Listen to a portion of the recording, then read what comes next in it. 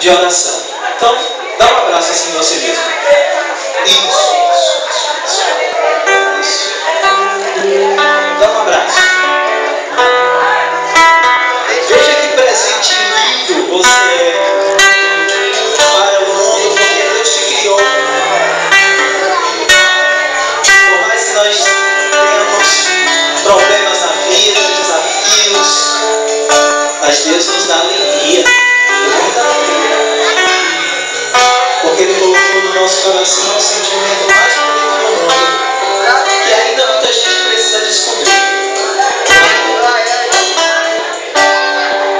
E nessa canção nós vamos fazer dela também a nossa oração, ter a consciência de que Deus está do nosso lado o tempo todo, dizendo: meu filho, minha filha, eu estou contigo.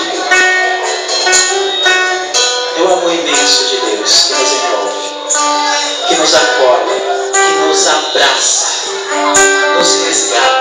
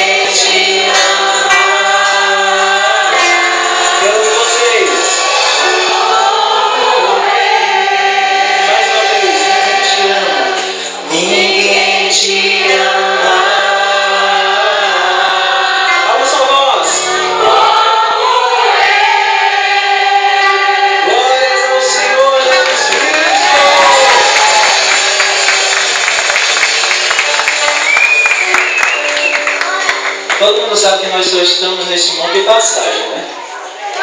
Somos uma espécie de estrangeiro em terra estranha.